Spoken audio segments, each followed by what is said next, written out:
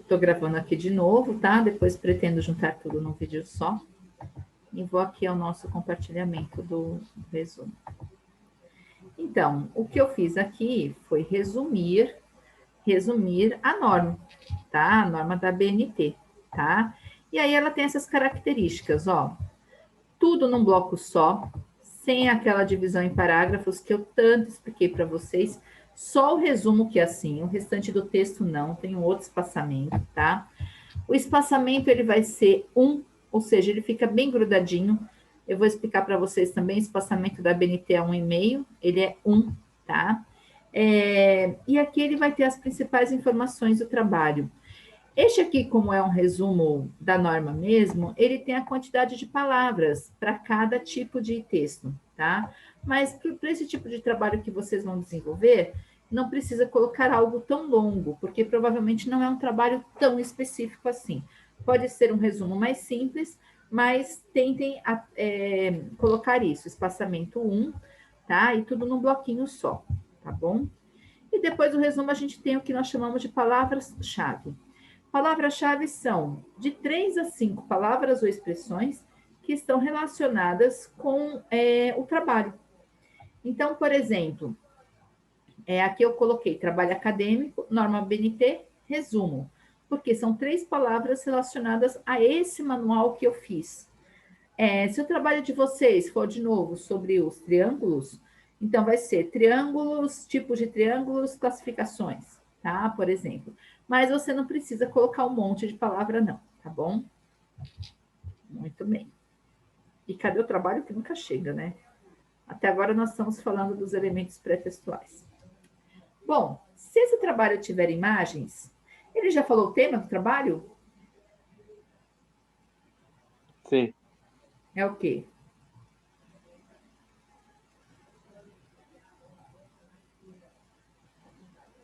Hein, gente? Qual o tema do trabalho do Kleuber? Tolerância dimensionais e mais um. Esqueci o outro. Tá. Provavelmente vai ter alguma imagem que vai ajudar a ilustrar, né? A explicar o que é tolerância, os objetos, sei lá. Então, quando o trabalho tem imagens, a gente tem que ter lista de figuras, tá? E eu vou explicar ainda hoje para vocês como é que a gente faz. É que a gente vai fazer depois um intervalinho, senão vocês vão morrer e não vão conseguir mais prestar atenção em tudo. O que é a lista de figuras? Toda figura que eu colocar, ela vai aparecer aqui na ordem que eu coloquei, tá bom? Então, eu já faço uma configuração específica para o próprio Word depois criar e já marcar a página, tá? Então, adiante a gente fala um pouco disso.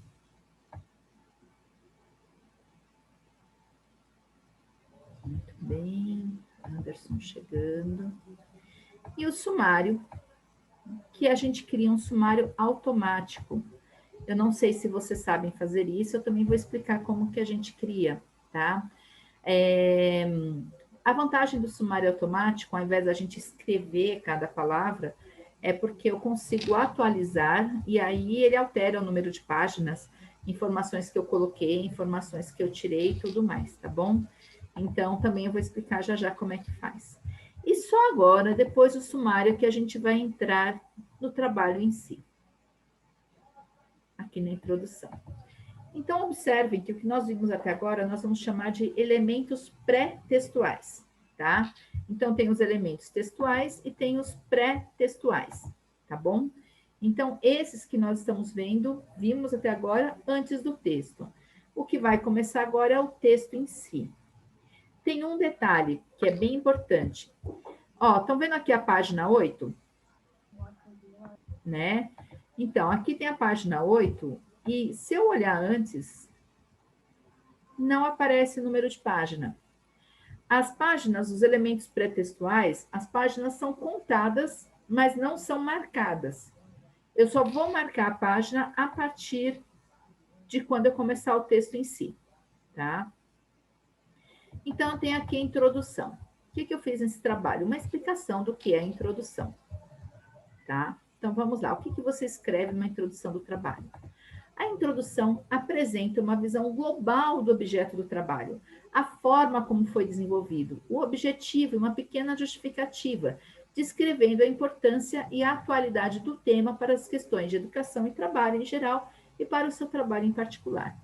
Então, se vocês forem falar questões de medições e tudo, por que isso é importante? Tá? Então, assim, praticamente é isso. Esse trabalho tem o objetivo de falar sobre medições, acho que nem foi isso que vocês me falaram, a importância que tem um pouco da sua parte histórica, tá? Então, vejam, trata-se de uma forma sintética e estruturada de se apresentar o assunto, em que se aguça a curiosidade do leitor. Lendo a introdução, o leitor deve sentir-se esclarecido a respeito do teor do trabalho, assim como a respeito da natureza do raciocínio a ser desenvolvido. Convém explicar na introdução como será desenvolvido o trabalho. Ou seja, se o trabalho tiver muitas partes, você pode explicar. Esse trabalho começará do histórico, das principais classificações e dessas questões na atualidade. Tá? Então, fica bacana colocar desse jeito. Tá? Alguma dúvida aqui sobre a introdução? Não, professora. Não, então vamos em frente. Desenvolvimento. O desenvolvimento é o trabalho em si, é a parte mais importante. Então, uma dica que me deram e que sempre funciona, não é uma obrigação, é dica mesmo. É sempre começar do contexto histórico, da história daquilo que eu estou pesquisando. Eu estou pesquisando sobre garrafas de plástico, tá? Tá, mas antes da garrafa de plástico, tivemos outros tipos de garrafa e outras formas de guardar água. Não era sempre em garrafa de plástico. O que veio antes, né? Que tipo de jeito as pessoas mais antigas elas utilizavam para guardar a garrafa, né? E até chegarmos onde estamos hoje, né? Então, tudo tem história. Você vai falar de um parafuso, tem história. Você vai falar de um celular, tem história. Você vai falar de uma tesoura, tem história. Alguém inventou isso porque tinha outras necessidades e usava outras ferramentas. Para falar. Aqui, Oi, Anderson. vou pra cá. Anderson, diga.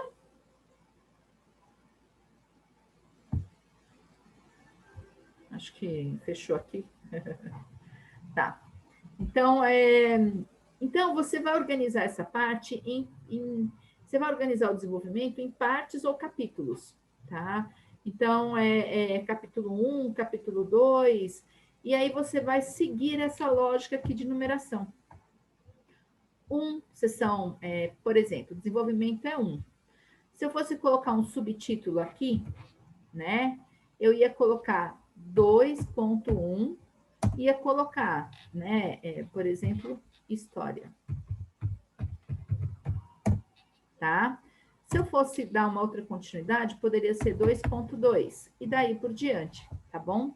Então, a gente vai seguindo essa numeração para colocar as subdivisões. Deixa eu ver o que falaram aqui no chat. Foi o seu cachorro. Seu cachorro desabilitou aqui, Anderson? Puxa vida. Então, gente, essa organização 1.1, 2.1, depende das divisões que tem o trabalho, né? E aí você vai fazer da melhor forma possível.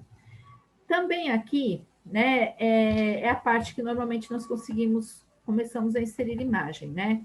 Aquilo que eu tinha falado com vocês. Em um relatório de pesquisa, costuma-se explicar o histórico do item pesquisado, os referenciais teóricos, a metodologia, a coleta de dados e os resultados encontrados. Não creio que esse seja o tipo de material que vocês vão trabalhar com o Kleuber dessa vez. Vocês devem estar fazendo uma pesquisa, um trabalho. Existe um trabalho que é, por exemplo, a pesquisa acadêmica, que você vai desenvolver um projeto. E aí você vai ter que analisar, pesquisar, vai ter que ter autor para poder embasar a sua pesquisa, né? Nada pode ter achismo. Por que a gente hoje vive esses conflitos na pandemia a respeito da medicação, tratamento precoce e etc. e tal? Porque muita gente não segue pesquisa. E pesquisa dá muito trabalho. Pesquisa eu tenho que analisar a partir de quem eu estou analisando, quais os procedimentos, quais são aqueles regulamentados pelos órgãos, e daí por diante. Então, eu não posso só tomar um chá de hortelã e falar que ele resolve a gripe porque sarou a minha gripe, né? porque pode ter tido outros fatores que influenciaram. Então, fazer pesquisa sempre é uma coisa complexa em qualquer área, tá? Na área de vocês, para esse trabalho, provavelmente isso não vai ser uma preocupação. A preocupação é falar um pouco do histórico, explicar as partes que você tem e depois caminhar para a conclusão, tá? Imagens. Aqui elas são colocadas, mas depois eu vou explicar só sobre as imagens à parte, tá bom? Terminou, desenvolveu, falou todas as partes, pá, conclusão. Conclusão, então, a finalização, tá? É também conhecida como considerações finais. Após apresentar o desenvolvimento, o responsável pelo trabalho apresenta as conclusões a que chegou, se a hipótese se concretizou ou não, se a pesquisa se esgota, se dá margem para novas pesquisas, o que se espera a partir dos resultados encontrados. É, portanto, uma análise crítica do próprio trabalho. A conclusão deve, portanto, conter respostas encontradas para o tema anunciado na introdução. Então, vamos supor que vocês estão estudando instrumentos de medição, tá? E aí, você provavelmente vai concluir da importância deles desde tempos passados e ainda na atualidade, né? Que sem os instrumentos de medição, nós não conseguiríamos a qualidade para determinadas coisas. Gente, imaginem de novo, então, tema da vez, uma vacina. Imagine a importância de instrumentos de precisão, neste caso, para entender de volume, para a quantidade exata de cada componente e para ele ter a efetividade que é necessária. Eu não posso sair colocando cada coisa, né, do jeito que eu quero. Quem já viu aí, ou quem já fez bolo, sabe que, às vezes, dá até certo um bolo se eu colocar a medida aleatoriamente.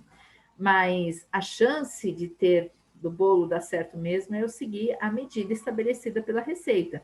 Quantidade certa de trigo, de ovo e tal. Senão, cada vez eu vou ter um bolo com resultado diferente. Eu nunca vou ter um padrão de bolo. E isso vai servir também para as coisas que a gente faz de manutenção, para coisa que vocês fazem na área de mecânica, para as coisas de forma geral, tá? Então, se eu fosse pensar em instrumentos de medição, na minha conclusão eu ia falar da importância que eles ainda têm hoje, em plenos anos 2020, tá bom? E aí, com as palavras de vocês, é lógico, tá? E aí, aqui a gente encerra a parte dos elementos textuais. Então, vejam, até o sumário pré-textual. Textual mesmo eu vou ter introdução, desenvolvimento e conclusão. E aí nós temos algumas possibilidades, alguns itens obrigatórios, outros não, para os elementos pós-textuais, tá? Item obrigatório aqui, referências. Referência a uma história. As pessoas não colocam referências direito, ainda mais hoje que a gente usa como recurso principal a internet, tá? Dessa aí eu já vou explicar como é que a gente faz as referências, tá bom? Então, primeira coisa, alguns chamam isso de bibliografia, outros chamam de referências, outros chamam de referências bibliográficas. No fundo é a mesma coisa, é que bibliografia tem a ver com biblioteca, tem a ver com livro. E hoje nem sempre a gente usa o livro como referência. Eu posso usar um vídeo, eu posso usar uma teleaula, eu posso usar uma apostila, eu posso usar um CD, né, uma música.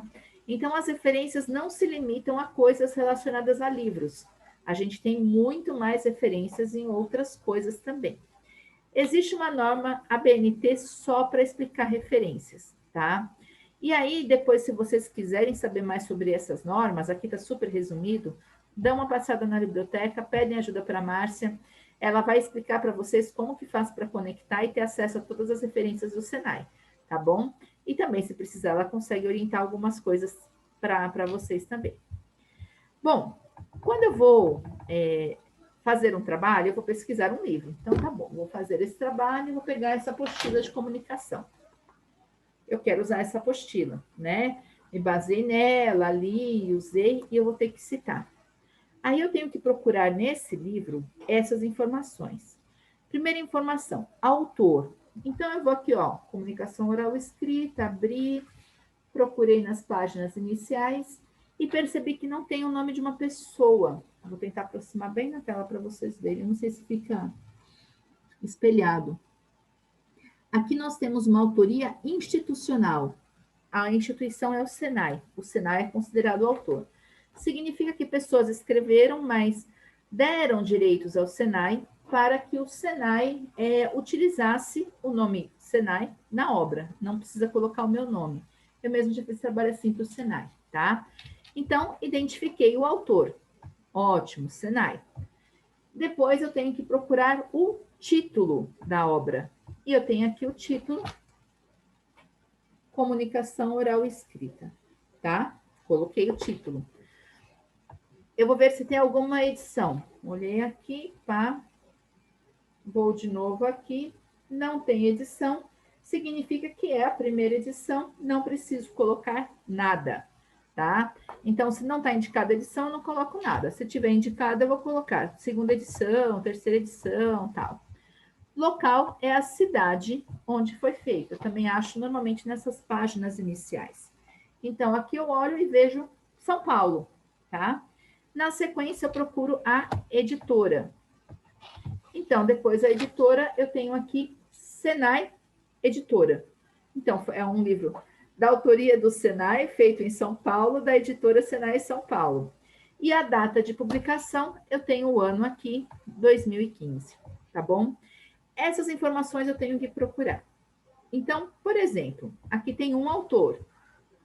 A moça chama Irene Melo Carvalho. Eu começo pelo sobrenome dela, todo em maiúsculo, os nomes, o nome da obra que ela escreveu. Nesse caso, tinha edição, cidade, editora e data, tá? Quando eu tenho dois autores, coloco um, as iniciais separo por ponto e vírgula, o outro e o resto é igual. Nome da obra, edição, cidade, editora, data. Mais de dois autores, a gente usa uma expressão que é et al. Está sendo bem usada também. Então, eu pego o primeiro autor que aparece, Brito, SP, et al. Significa e outros, tá? Então, aqui não importa se são 3, 4 ou 10. Et al. Significa que são outros.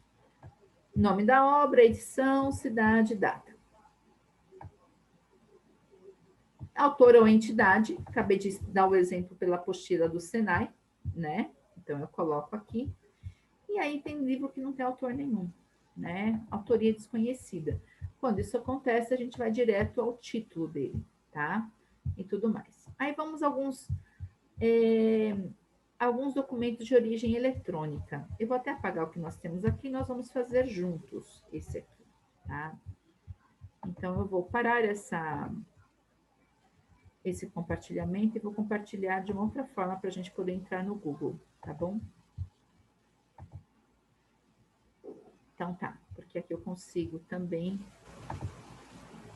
Entrou o Google para vocês? Estão visualizando? Com certeza. Ótimo. Então eu vou colocar aqui instrumentos de medição. Tá? Então eu vou ter aqui algumas definições. Essa aqui é um anúncio, vou até evitar isso aqui para não dar confusão, tem algumas outras coisas. E vou entrar nessa aqui, na Instrutemp, tipos e instrumentos de medição. Então, quero usar a informação dessa página, tá? Vi que é uma página de uma empresa, Instrutemp, e eu quero ver esse texto. Então, tem a propaganda, aí tá aqui. Conheça alguns dos principais instrumentos de redação. Postado, né, às 7h29 do dia 5 de setembro, não falou o ano, em instrumentos de medição, instrumento by Instrutep, etc. Primeira coisa que eu vou dar uma olhada, eu vou até o final desse texto para saber se tem um autor específico. Não tem, tá? Não tem. Então, se eu quero utilizar, eu vou ter que usar a própria empresa Instrutemp para isso. Então, eu vou ter que começar assim, né? Até porque eles tinham colocado aqui, e foram eles que escreveram, tá? Então, ó, Instrutemp by Instrutemp, tá? Então, vejam que foi escrito por eles. Então, eu vou copiar aqui, vou lá na minha página do Word, aqui tem um pulo do gato. Antes de eu fazer Ctrl+C, Ctrl+V e colar, eu vou clicar com o botão direito do mouse e eu vou ver que tem várias formas de eu colar. Essa aqui, se eu fizesse só Ctrl V, ia colar assim. Mas ela pode colar assim e ela pode colar assim. Vejam que essa aqui é a forma que já está no mesmo formato que eu quero. Então, eu vou colocar aqui Instrutemp, vírgula, tá? E já vou colocar em maiúsculo, porque ela é minha autoria institucional, tipo aquele que foi o Senai. Vírgula, tá? Aí eu volto lá no meu texto e vou lembrar o nome do título. Conheça alguns dos principais títulos de medição. Copiei. Vou aqui. Mesma coisa, botão direito. Provavelmente aqui esse vai estar o mais próximo. Conheça os principais itens de medição. Na verdade, isso. Ponto. Tá? Aí eu vou olhar de novo o site. E o site é o mesmo da loja.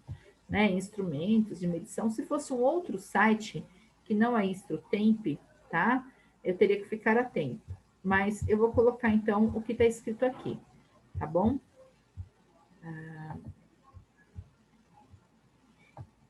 Então, está assim. Aí a gente usa uma expressão que é in. É como se fosse em. Instrutemp. Era instrumento de medição? Deixa eu ver. Isso. Deixa eu voltar aqui para a minha página. Instrutemp. Eita. Peraí que deu algo... Deu ruim aqui. Peraí, gente, que eu apertei alguma coisa errada. Ah, não. Foi só ele que salvou o meu vídeo. Que susto. Em Instrutemp. Instrumentos de medição. Porque assim, foi feito pela empresa, no site da empresa. Então, o site da empresa que eu vou destacar, tá? E aqui eu já vou entrar na página, porque não tem edição, não tem nada. Disponível em, e aí eu vou procurar colocar o link, onde ele está disponível. Copiei. Disponível em, vou colocar aqui com o meu botão para não ficar fora de... Copiei uma opção.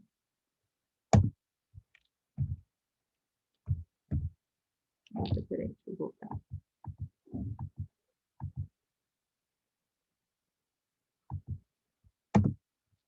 E aí eu vou colocar acesso em. Acesso em a data que você acessou. Hoje é 28 de junho de 21, tá? Então, essa tá a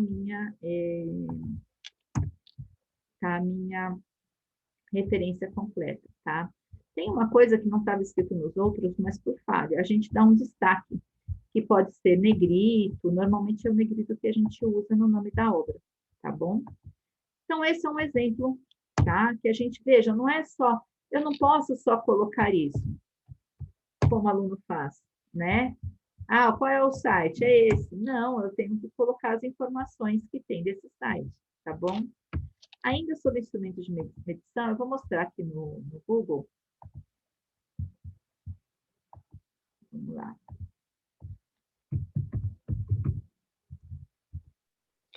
Professora, vai mandar o link dessa gravação depois no grupo? Vou sim, tá? Como ele está salvando no Zoom, ele está salvando na minha máquina. Aí eu vou jogar tudo no YouTube, tá bom? Vou deixar lá. Certo. Porque isso a gente esquece mesmo, viu? Ó, joguei instrumentos de medição e joguei o Wikipedia. Tá? Então, vamos lá. Ah, eu quero a própria Wikipedia.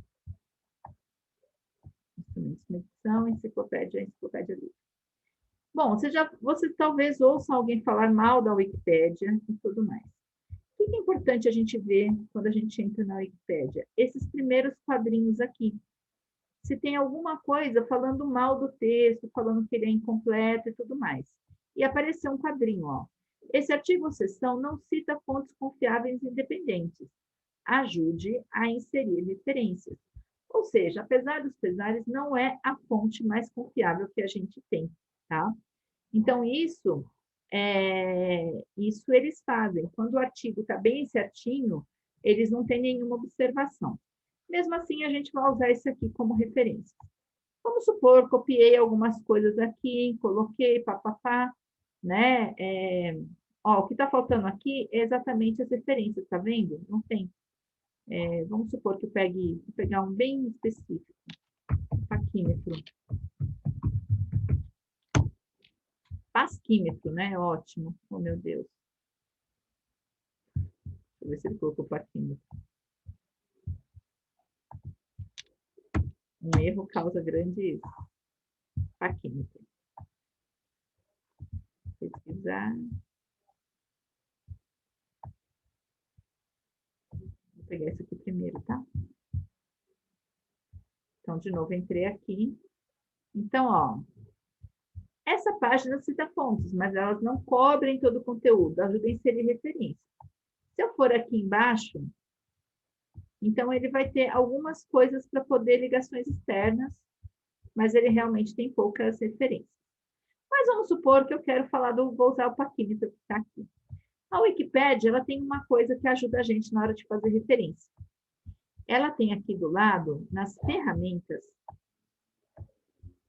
citar esta página. Aí eu clico.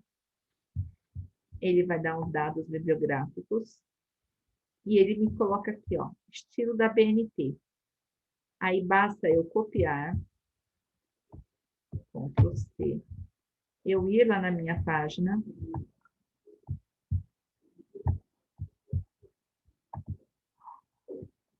Vou colocar, sempre tentando fazer do meu jeitinho. Paquímetro em Enciclopédia Livre, só vou alterar a data, né? Porque eu acessei em 28/6/21, tá?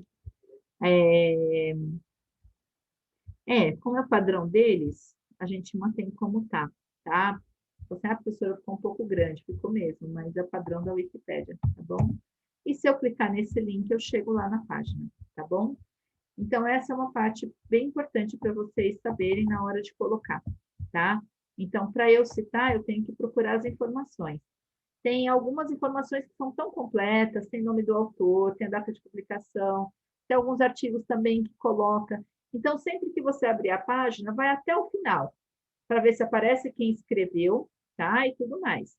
Aí você sempre vai procurar colocar, quando é o autor, o sobrenome dele, né, primeiro, e depois o nome e as informações, tá? Gente, isso aqui é o resumo do resumo do resumo de como fazer referências. Não vou mentir para vocês. Referência é um negócio de louco. Se a referência for jornal, tem orientação. Se for revista, tem orientação. Se for CD, tem orientação. Se for DVD, tem orientação. Então, se for parte de um filme, tem orientação, né? Mas essas aqui são as mais comuns, tá bom? Então, acho que vale a pena vocês estarem atentos a essa parte mesmo, tá? A princípio, alguma dúvida sobre referências? Todas. A gente aprende fazendo, tá bom? Quando também vocês vão fazer um trabalho grande, existe um site que você já vai reservando as suas referências. Por exemplo, isso que eu criei já fica criado no site e depois eu só copio e colo, tá? Então, existe o More, existe alguns, acho que o Medellín, algumas coisas assim. Mas, normalmente, o trabalho que vocês fazem nesse início são trabalhos com poucas fontes de consulta. Aí, isso acaba não sendo tão necessário assim, tá? Bom, para encerrar essa parte, eu vou explicar de elementos que não são obrigatórios. Eu nunca exigi de aluno, tá? Mas já vi utilizar e eu acho bacana. Um deles é o glossário. O glossário nada mais é do que um dicionário de termos próprios daquele trabalho. Então, vamos supor, sempre vou falar assim do glossário, que tem muitas palavras difíceis e você acha que a pessoa pode ter dificuldade de entendimento. Então, você pode criar uma lista de palavras aqui, por exemplo, deslocamento, peso da água deslocada por um navio flutuando em águas tranquilas, duplo fundo, robusto fundo interior no fundo da carena. Isso aqui provavelmente tem a ver com navegação, né? Mas a pessoa achou relevante poder colocar isso, então ela colocou. Então, o glossário é um mini dicionário de termos relacionados ao trabalho que você, autor, considera que é importante dar o significado para a pessoa ter um melhor entendimento, tá bom? Não é um item obrigatório. Anexo e apêndice. Então, esses dois documentos, eles vêm ao final. Primeira coisa a entender. Se você quer colocar uma imagem, se você quer colocar alguma coisa que você acha importante no seu trabalho, você vai colocar no desenvolvimento, tá? Se você quer que alguém leia, põe no desenvolvimento, não no anexo. Anexo, ele vai ser um texto complementar para poder ou facilitar uma informação, ou às vezes porque é obrigatório, tá? Então, tanto anexo quanto apêndice. A diferença entre um e outro é que o anexo não é elaborado pelo autor e o apêndice é. Então, por exemplo, o meu mestrado está errado. Está chamando de anexo uma coisa que, na verdade, é um apêndice. Né? A última página do meu mestrado, mas eu não sabia na época, juro. Ó, vou colocar. Tem um anexo 1, que eu chamei. E isso aqui, o que que era? Isso aqui foi o protocolo que eu utilizei para poder analisar os resumos que eu lia. Então, eu usei um programa tipo Excel, de dados, levantamento de dados. Eu lia um resumo de mestrado, lia o resumo, aí eu alimentava essas informações. Quem escreveu, quando escreveu, onde escreveu, quem pesquisou, tal. Eu tinha 30 perguntas para poder alimentar esse banco de dados. E depois ele reunia isso em gráficos, tabelas, de acordo com a filtragem que eu colocava, né? Então, essas são as 30 perguntas que eu alimentava. E aí, para quem ler o meu trabalho, se quiser ter o conhecimento quais foram as questões que eu fiz, isso aqui está no final. Só que eu coloquei como anexo, né? Mas ele foi elaborado por mim. Ele não foi uma coisa institucional. O que seria, por exemplo, uma coisa institucional? Você está fazendo um trabalho sobre aço, e aí você coloca uma tabela com as espessuras do aço encontradas no mercado e qual a sua utilização. Então, isso você não criou. Essa tabela existe e foi fornecida por uma empresa. Então, é anexo. Agora, uma pesquisa, um modelo de pesquisa, eu criei, é um apêndice, tá? Mas, de novo, a tabela é importante para entender o trabalho. Vai lá no desenvolvimento, não foi como anexo, não. Tá bom? E eles aparecem no sumário, tá? Sempre depois de referência. E o último dessa lista é o índice, e muita gente confunde índice com sumário. O sumário são as partes que eu escolhi para poder dividir o trabalho. O índice não. O índice são informações que eu quero colocar a mais e que está numa determinada... é mais fácil de achar. Vou dar um exemplo. Nós temos as gramáticas que ensinam a língua portuguesa. Aí elas são divididas por parte. Uma parte é fonética, a outra parte é análise sintática, a outra parte é análise morfológica, tá? Mas o que você quer ali é apenas saber se qual a regra de plural, né? Aí você olha assim e fala assim, mas isso aqui é fonética, análise sintática? Cadê? Então, às vezes, o sumário não vai te dar essa divisão. E se a pessoa coloca no índice lá no final essas possibilidades, plural de palavras, você já vai na página direto. Então, o índice ele é mais detalhado, normalmente ele tem mais páginas, são várias páginas com índice. E em trabalhos acadêmicos não é normalmente necessário, as pessoas não costumam usar índice. Normalmente em livros informativos isso é mais importante, né? Eu falei, uma gramática, um livro sobre qualidade, ferramentas da qualidade, costuma ter bastante índice. Então, quando você for pesquisar em livro físico e você não achar a informação, também dá uma olhada no final. De repente, lá tem um índice que você vai encontrar as informações que você precisa, tá bom? E é só. Aqui tem alguns exemplos, né, de como eu posso organizar os índices, o que eu quiser colocar. E acabou. Tá? Deixa eu primeiro olhar a carinha de vocês. Vocês estão acordados? Sim. Uhum. Então, tá. Basicamente, é isso que vai ter que ser dessa parte do trabalho do Kleuber. Como tem 4 minutos, eu vou encerrar essa parte da explicação para a gente partir para outras demandas, tá bom? Eu vou parar de gravar